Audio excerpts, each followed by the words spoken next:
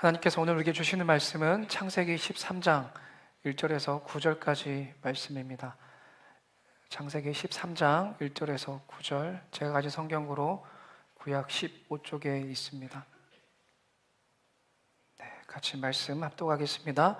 아브라함이 애굽에서 그와 그의 아내와 모든 소유와 롯과 함께 네겝으로 올라가니 아브라함에게 가축과 은과 금이 풍부하였더라. 그가 네겝에게서부터 길을 떠나 베델에 이르며 베델과 아이 사이 곧 전에 장막 쳤던 곳에 이르니 그가 처음으로 제단을 쌓은 곳이라. 그가 거기서 여호와의 이름을 불렀더라. 아브라함의 일행 롯도 양과 소와 장막이 있으므로 그 땅에 그들이 동거하기에 넉넉하지 못하였으니 이는 그들의 소유가 많아서 동거할 수 없었음이니라. 그러므로 아브라함의 가축의 목자와 롯의 가축의 목자가 서로 다투고 또 가나안 사람과 브리스 사람도 그 땅에 거주하였는지라. 아브라함이 롯에게 이르되 우리는 한 친족이라 나나 너나 내 목자나 내 목자나 서로 다투게 하지 말자. 내 앞에 온 땅이 있지 아니하냐. 나를 떠나가라. 내가 좌하면 나는 우하고 내가 우하면 나는 좌하리라. 아멘. 할렐루야. 오늘도 주님의 집에 오신 모든 성도님들을 주님의 이름으로 환영하고 축복합니다. 한 주간 창조주 하나님의 그 사랑 안에서 평안하셨습니까? 평안하셨어요? 네, 평안함의 얼굴이 몇 분 느껴지는 것 같아요. 네. 우리가 창조절 맞이해서 이렇게 인사 나누고 있죠. 우리는 세상의 복입니다 라는 인사 나누고 있는데, 함께 우리 앞에 뒤에 사람 바라보시면서, 옆에 사람도 바라보시면서 인사 나누겠습니다. 우리는 세상의 복입니다. 세상의 복입니다. 네, 창조절 계속 제가 세상의 복이 되어야 한다라는 메시지를 전하고 있는데, 어떻게 세상의 복이 되셨습니까? 한 주간?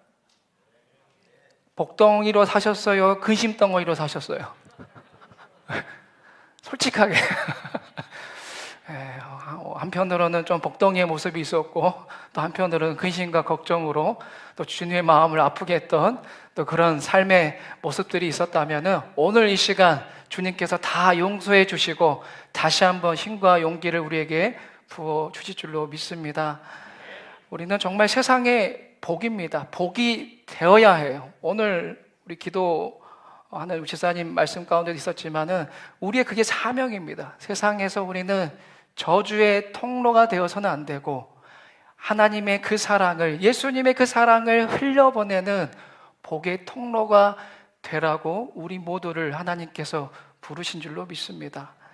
지난주 우리는 이 영광스러운 부르심이 아브라함의 실패 이야기로부터 시작되었다라는 것을 함께 나누었어요. 여러분, 이 사실은 중요한 영적 원리를 보여줍니다. 바로 우리의 실패가 하나님의 계획을 멈추게 하는 것이 아니라 오히려 우리를 은혜의 시작점으로, 원인치로 돌아오게 한다라는 거예요. 실패조차도 용납하시는 하나님의 그 사랑과 은혜를 함께 나누었어요. 아브라함이 바로 그 증거이지 않습니까? 지난 시간의 말씀을 한번 떠올려 보세요. 그는 기근 앞에서 약속의 땅을 내팽개쳐버리고 그럴듯한 생각을 가지고 애굽의 풍요로움을 택하였어요. 결과는 뭐였습니까? 사랑하는 아내를 빼앗길 뻔한 끔찍한 위기와 바로왕에게 책망을 듣는 큰 수치뿐이었습니다. 아무런 소득이 없었어요. 그의 인간적인 모든 수고가 헛되게 끝나자 하나님은 그를 어디로 돌려보내셨습니까? 다시 그 약속의 땅으로, 원위치로 돌려보내셨다는 거예요. 오늘 3절과 4절을 보시면은 그가 돌아온 자리가 어디였는지 정확하게 보여주고 있습니다. 그곳은 바로 전에 장막을 쳤던 곳, 또 그가 처음으로 제단을 쌓은 곳이에요. 전에 장막을 쳤고 제단을 쌓았던 곳이라는 게 뭐겠습니까? 약속의 땅, 가나안 땅에 처음 들어갔을 때에 하나님 앞에 가장 먼저 예배를 드렸던 곳이에요. 이 낯선 땅에서 아무것도 모르고 아무도 모르는 이 낯선 땅에서 오직 하나님 당신만을 의지하며 살겠습니다라고 결단했던 곳입니다. 바로 그곳에, 그 자리에, 그 첫 믿음과 첫사랑이 담긴 장소에 다시 하나님께서 돌려보내셨다라는 거예요. 이것은 마치 누가복음 15장의 탕자와 같아요. 아버지를 떠나서 허랑방탕하게 살다가 모든 것을 잃어버리고 돼지우리에서 깨달은 그 아들이 돌아올 것은 어디였습니까? 아버지의 집이었지요. 아브라함도 뼈아픈 그 아픔을 경험하고 나서야 깨달은 거예요. 그래, 내가 있어야 할 곳은, 내가 있어야 할 진짜 자리는 애굽의 눈에 보이는 풍요로움의 자리가 아니라 비록 기근의 땅이라 할지라도 그 약속의 땅이구나. 하나님이 약속하신 이곳이구나. 내가 처음 제단을 쌓아 하나님 앞에 영광 올려드렸던 그 예배의 자리라는 것을 비로소 깨닫게 된 것입니다. 여기서 우리는 큰 위로를 얻습니다. 실패했다가 다시 시작하는 것은 부끄러운 일이 아니라는 거예요. 원위치로 돌아가는 것은 여러분 창피한 일이 아니라는 거예요. 왜냐하면 진정으로 우리의 믿음을 발견하고 하나님의 은혜를 다시 붙드는 자리가 바로 그 자리이기 때문입니다. 그러나 동시에 우리는 기억해야 돼요. 믿음의 삶을 새로 시작하는 그 길, 다시 내가 실패하고 다시 시작하는 그 길의 자리가, 그 믿음의 그 삶의 자리가 결코 편안한 길은 아니다라는 거예요.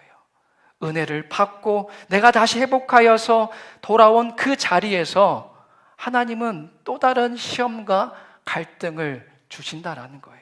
갈등을 만나게 됩니다. 왜요? 하나님은 우리의 환경을 바꾸시는 분이 아니라 그 환경을 이겨낼 수 있도록, 어떠한 환경일지라도 그 환경을 이겨낼 수 있도록 우리의 마음을 바꾸시는 분이기 때문입니다. 실패를 통해 돌아온 아브라함 앞에 이제 하나님은 두 번째 시험 문제를 내십니다. 오늘은 바로 그 두 번째 시험지와 이제 완전히 달라진 아브라함의 답안지를 함께 살펴보려고 합니다. 자, 오늘 말씀을 보시면은 그 약속의 땅 가나안 땅에서 아브라함과 롯이 하나님의 축복으로 거부가 되었다라는 사실을 발견하게 돼요. 자, 그런데 참 아이러니하게도 이 축복이 곧 갈등의 씨앗이 되었어요. 오늘 말씀은 그 갈등의 이유가 두 가지였다라는 것을 우리에게 보여주고 있는데요. 첫 번째는 뭐냐면은 비좁은 공간의 문제였습니다. 우리 6절의 말씀을 다시 한번 읽어볼까요? 네, 함께 말씀 봉독합니다. 시작. 그 땅이 그들이 동거하기에 있는 그들의 소유가 많아서 동거할 수 없었음이니라. 아멘. 여러분, 하나의 작은 화분에 두 그루의 나무를 함께 심으면 어떻게 될까요? 처음에는 함께 잘 자라겠죠. 문제없이 잘 자랄 겁니다. 하지만 얼마 안 있어 뿌리들은 이 비좁은 흙 속에서 서로 얽히게 되고 가지들은 한정된 햇빛을 차지하기 위해서 다투기 시작합니다. 작은 화분이라는 공간의 한계가 이 두 나무의 성장을 더 이상 감당하지 못하는 거예요. 결국 이 두 나무가 살아남기 위한 유일한 방법은 뭐겠습니까? 그 작은 화분을 벗어나서 넓은 땅으로 가야 하는 거겠죠. 그게 유일하게 살 수 있는 길입니다. 아브라함과 롯의 상황이 바로 이와 같았어요. 하나님 주신 축복으로 부가 늘어났습니다. 가축도 많아졌고 사람들도 많아졌어요. 이제 공간이 비좁아졌습니다. 이제는 땅을 넓히거나 누군가 떠나야 하는 시점이 왔다라는 거예요. 이게 첫 번째 갈등의 이유였습니다. 두 번째는 당사자들이 아닌 종들이 싸우는 대리전의 양상을 띄었기 때문이에요. 자, 오늘 말씀을 자세히 보시면은, 자, 아브라함과 롯이 직접 싸웁니까? 당사자들끼리 직접 싸우고 있나요? 아니에요. 각각의 종들이 대신 싸우고 있어요. 당사자들이 직접 부딪히지 않고 중간에 있는 사람들이 대신 싸우는 이 대리전은 오해를 낳게 합니다. 감정의 골을 깊게 만들어요. 아마도 목자들은 각각 주인에게 찾아가서 이렇게 상대방의 헌담을 늘어놓았을 거예요. 주인님, 롯의 목자들이 우리 양들을 못된 길로 몰아넣었습니다. 주인님, 아브라함의 목자들이 좋은 풀을 다 차지해버렸습니다. 이런 왜곡된 보고를 들으면서 아브라함과 롯의 마음에도 이 서운함과 불신의 마음이 쌓여갔을 거예요. 자, 그런데 오늘 말씀은 이 두 가지의 갈등의 이유보다 더 본질적이고 심각한 문제를 지적합니다. 오늘 여길 좀 주목해야 돼요. 우리 7절 하반절을 한번 주목해 볼까요? 7절 하반절의 말씀 함께 화면을 보시고 읽어봅니다. 시작.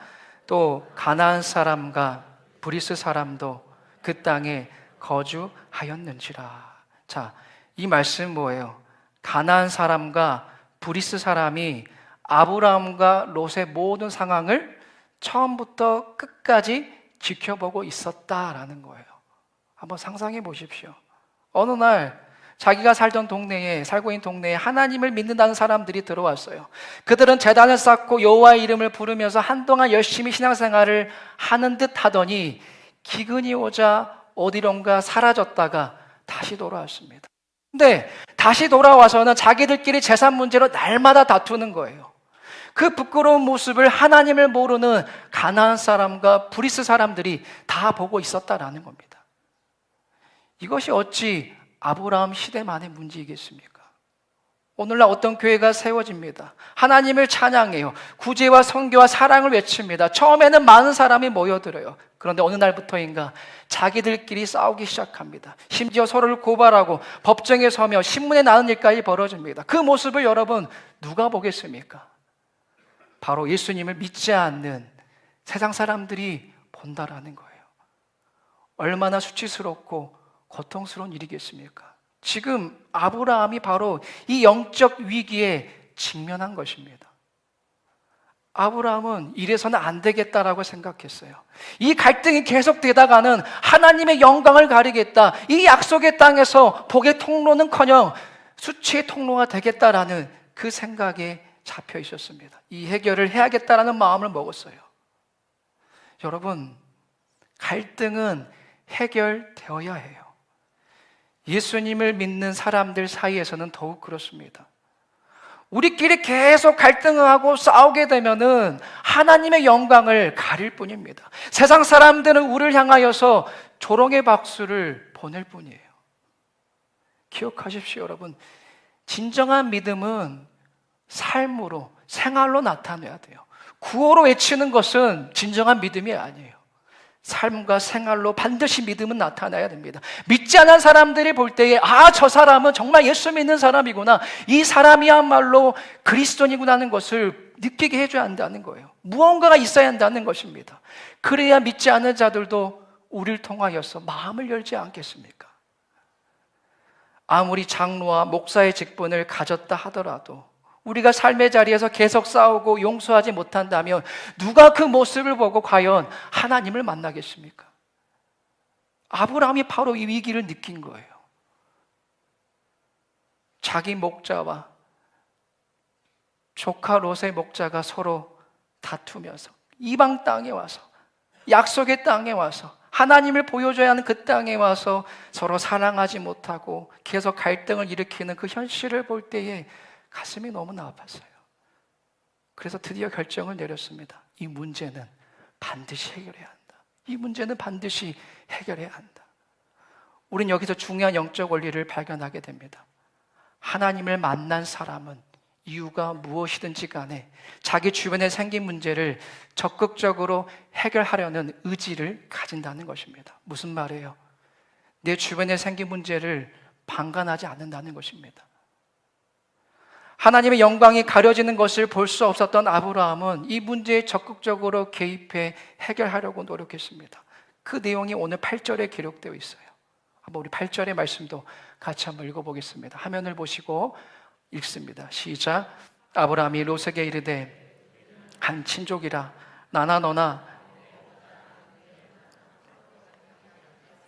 네, 보이십니까? 이 문제에 적극적으로 개입해서 해결하라는 그 아브라함의 모습이 보입니까? 달라졌어요, 여러분. 지난 시간에 아브라함의 모습을 떠올려 보세요. 그럴듯한 생각에 사로잡혀 있던 아브라함, 욕심에 눈이 멀었던 아브라함이에요. 두려움에 떨었던 그 미성숙한 아브라함이었어요. 근데 지금은 아니에요. 실패를 통해서 영적으로 성숙해진 아브라함입니다. 이 한마디 말과 이어진 행동을 통해서 오늘 우리에게 믿음의 사람이 갈등을 해결하는 위대한 영적 원칙 6가지를 우리에게 온몸으로 가르쳐주고 있습니다. 6가지를 함께 나눠볼게요. 첫 번째는 믿음의 사람은 먼저 찾아갑니다. 중요하니까요. 같이 따라해 볼까요? 믿음의 사람은 먼저 찾아갑니다. 8절 다시 보세요. 아브라함이 롯에게 이르되라고 시작되고 있죠. 무슨 말이에요? 롯이 아브라함을 찾아간 것이 아니라 아브라함이 롯에게 먼저 찾아갔어요. 여러분, 동양의 문화와 정서에서는 문제가 발생했을 때 아랫사람이 먼저 윗사람을 찾아가는 게 도리이죠. 이때도 그랬어요. 근데 지금 반대입니다. 윗사람인 아브라함이 롯에게 먼저 찾아갔어요. 이것이 믿음의 사람과 그렇지 않은 사람의 결정적인 차이입니다. 믿음이 없는 사람은 해결의 주도권을 잡지 않아요. 그냥 그 문제가 저절로 해결되기를 바랄 뿐입니다. 그러나 믿음의 사람은 하나님의 마음을 품고 적극적으로 그 문제를 해결하려는 의지를 갖습니다. 보통 사람들은 이렇게 말해요. 네가 먼저 사과하면 나도 할게. 너가 먼저 사과하면 나도 할 수 있어 라고 말해요. 그러나 믿음의 사람은 먼저 다가가서 말해야 돼요. 미안해. 내가 잘못했어. 미안해. 내가 잘못했어. 이 한마디 말이면 풀어질 일을 가지고 얼마나 많은 사람이 오랫동안 고통스러운 갈등을 지속하고 있습니까? 아브라함은 바로 그 자존심의 고리를 먼저 끊어낸 것입니다. 두 번째는 믿음의 사람은 옳고 그름보다 관계가 먼저입니다. 이것도 따라해 보겠습니다. 믿음의 사람은 옳고 그름보다 관계가 먼저입니다. 8절 다시 보시면 아브라함은 이렇게 선언해요. 우리는 한 친족이라고 말하고 있어요. 우리는 한 친족이라. 문제의 잘잘못보다 관계 자체가 우선임을 지금 보여주는 거죠. 마찬가지예요. 예수님을 믿는 사람들끼리 갈등이 생겼을 때에 이 한마디로 문제를 해결해야 돼요. 우리가 남이냐? 우리가 남이냐고. 우리는 한 피 바다 한 몸이는 그리스도인이 아니냐? 우리는 주님 안에서 한 형제 한 자매가 아니냐? 이 한마디로 갈등의 문제를 해결해야 한다는 거예요. 그 이상의 말이 필요 없다는 겁니다. 누가 잘했느냐 잘못하느냐를 따지지 마십시오. 우리는 어떤 사이예요? 서로 사랑해야만 하는 사이예요. 산다면 얼마나 더 사시겠습니까? 세 번째로 믿음의 사람은 문제를 피하지 않고 마주합니다. 따라해 봅시다. 믿음의 사람은 문제를 피하지 않고 마주합니다. 아브라함은 내 목자나 서로 다투게 하지 말자라고 말하면서 자, 중간에 종들끼리 대리전을 멈추자. 우리끼리 얘기해보자. 나와라. 당사자인 자신과 롯이 직접 문제를 해결하자고 제안했습니다. 문제를 회피하거나 다른 사람의 탓으로 돌리지 아니하고 책임감을 가지고 직접 문제와 마주 서는 것, 이것이 바로 성숙한 믿음의 태도라는 거예요. 네 번째, 믿음의 사람은 불평이 아닌 대안을 제시합니다. 따라합니다. 믿음의 사람은 불평이 아닌 대안을 제시합니다. 많은 사람들이 문제 앞에서 원망과 불평을 늘어놓습니다. 물론 그것도 필요하겠죠. 근데 대안이 없는 것은 아무 소용이 없어요. 아브라함은 구체적인 해결책을, 대안을 제시해요. 네 앞에 온 땅이 있지 아니하냐? 나를 떠나가라. 자, 그는 갈등의 원인이 무엇인지 알고 있었어요. 이 비족은 땅덩어리에 있으니까 우리가 평화롭게 헤어지는 것이 이 갈등을 본 것입니다. 이처럼 믿음의 사람은 문제만 지적하는 것이 아니라 하나님의 지혜로 해결의 길을 만들어가는 사람이다라는 거예요. 다섯째로 믿음의 사람은 기꺼이 손해보는 쪽을 택합니다. 함께 따라 봅니다. 믿음의 사람은 기꺼이 손해보는 쪽을 택합니다. 이것이 오늘 말씀의 하이라이트예요. 그는 이렇게 말합니다. 9절의 말씀을 같이 한번 읽어보겠습니다. 화면을 보시고 시작. 온 땅에 있지 아니하냐? 나를 떠나가라. 내가 좌하면 나는 우하고 내가 우하면 나는 좌하리라. 자, 하반절을 주목해 보세요. 너가 좌하면 나는 우하겠다. 너가 우하면 나는 좌하겠다. 이거는 자신이 누릴 수 있는 권리와 기득권을 내려놓겠다라는 거예요. 어른으로서 삼촌으로서 가질 수 있는 모든 권리와 기득권을 내려놓겠다. 포기 선언입니다. 어떻게 이것이 가능했겠습니까? 과거에 실패가 있었기 때문에. 애굽에서의 그 실패를 통하여서 내 눈에 좋아 보이는 것들을 택하였을 때에 그것이 복이 아니라는 것을 알았어요. 그것이 아니라 하나님을 택하는 것이 진정한 복이다라는 것을 뼈저리게 실감하였기 때문에 아브라함은 이렇게 손해보는 것을 기꺼이 택하는 것입니다. 이 깨달음이 위대한 믿음의 행동으로 나타난 거예요. 싸워서 분열하기보다 내가 손해보고 하나 되겠다라는 그 의지를 가지고 나아간 거예요. 이게 믿음이라는 것입니다. 믿음은 이렇게 하나님을 신뢰하는 거예요. 하나님을 바라보는 것입니다. 하나님이 이 문제를 해결해 주실 것을 믿고 포기하는 거예요. 포기하고 손해보고 자존심을 꺾는 데까지 가는 것이 여러분 믿음이라는 거예요. 마지막입니다. 6째, 믿음의 사람은 감정이 아닌 사랑으로 말합니다. 따라해 보겠습니다. 믿음의 사람은 감정이 아닌 사랑으로 말합니다. 오늘 우리가 읽은 8절과 9절에 나와 있는 아브라함의 이 제안을 곱씹어 보세요. 우리는 한 친족이라 서로 다투게 하지 말자. 네 앞에 온 땅 있지 아니하냐. 나를 떠나가라. 나는 뭐든 괜찮다. 편하게 선택하여라. 어떻습니까? 어떤 뉘앙스에 어떤 감정이 있습니까? 지금 원망, 비꼼 이런 것이 없지요. 많은 사람들이 양보할 때 이렇게 말해요. 그래, 내가 들어서 양보한다. 네 마음대로 해라. 이게 양보입니까? 이게 포기예요? 이건 오기에 불과합니다. 미움, 오만, 편견은 여러분 세상을 변화시키지 못해요. 오직 사랑만이 가능하다라는 것을 우리는 기억해야 돼요. 아브라함은 롯에게 상처를 주지 않았어요. 윗사람이었지만 온유하게 말했습니다. 너가 먼저 하렴. 하고 싶은 대로 먼저 해보렴. 이처럼 상처 주지 않고 양보하기라는 것은 쉽지 않아요. 여러분 쉽지 않다는 거 저도 압니다. 하지만 아브라함은 누굴 만났어요? 하나님을 만났습니다. 그 실패의 자리에서 나의 모든 실패까지도 용납하시고 포용하시는 그 사랑의 하나님을 만났어요. 그 만났기 때문에 자신의 그 감정적으로 말하지 않았다는 거예요. 왜 아브라함도 이 억울함과 분노의 마음이 없었겠습니까? 야, 이 네 가지 없는 놈아, 어떻게 네가 그럴 수 있느냐라면서 왜 그 말, 그 감정이 없었겠습니까? 양보하면서도 상처를 주지 않고 기꺼이 손해보는 쪽을 택했다라는 것은 뭘 증거예요? 아브라함이 자신의 생각보다 하나님을 더 신뢰했다라는 그 증거입니다. 이것은 나의 그럴듯한 생각이 아닌 하나님의 뜻에 모든 걸 맡기겠다. 애굽에서 내가 그럴듯한 생각으로 나아갔을 때 실패하지 않았냐? 하나님을 믿자. 당장의 손해, 당장의 희생, 당장의 아픔, 당장의 어려움이 있다 하더라도 하나님을 믿자.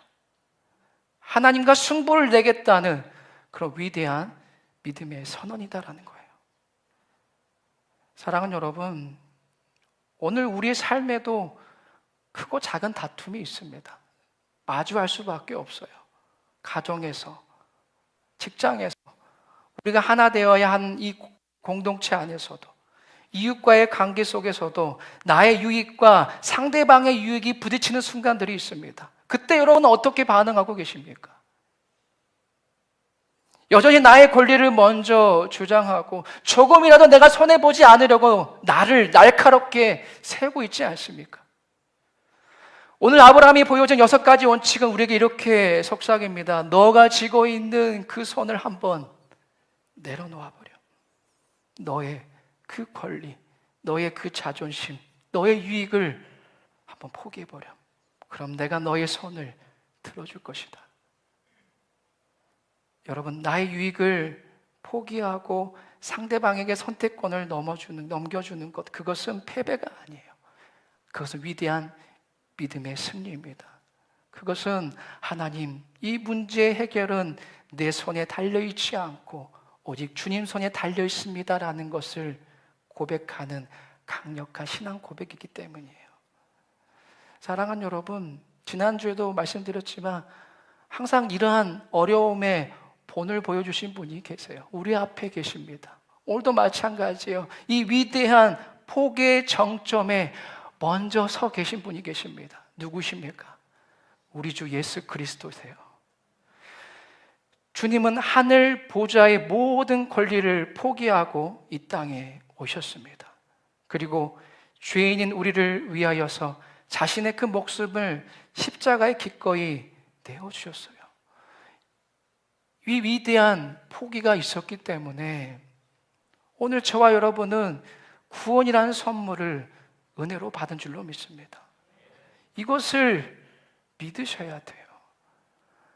당연하게 여기게 되고 그것이 가치 없는 일처럼 여겨지게 되면은 우린 절대로 믿음의 삶 살지 못해요. 가나안 사람, 브리스 사람들이 손가락질하는, 조롱하는, 비웃는 무늬만 그리스도인으로 이 땅에 살아갈 수밖에 없어요. 우리가 세상의 복으로 살아가는 길은 이 한 가지뿐입니다. 우리 예수님이 걸어가신 그 십자가의 길을 따라가야 돼요. 나의 유익을 포기하였던, 모든 인류를 구원하기 위하여서 하늘의 보좌와 영광을 기꺼이 내려놓으셨던 그 예수님을 따라가는 그 삶, 그 삶이야말로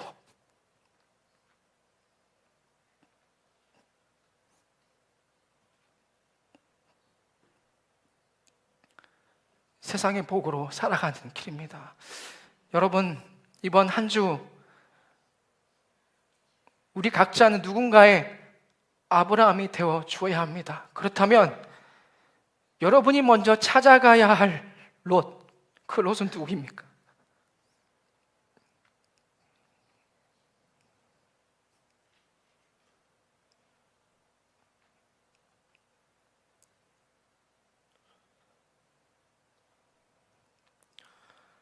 성령께서 지금 여러분의 마음에 떠오르게 하시는 바로 그 얼굴, 피하고 싶고 굳이 내가 먼저 손 내밀고 싶지 않은 바로 그 사람이 여러분이 찾아가야 할 롯입니다. 그리고 그 롯을 만날 때 여러분이 내려놓아야 할 것은 무엇입니까?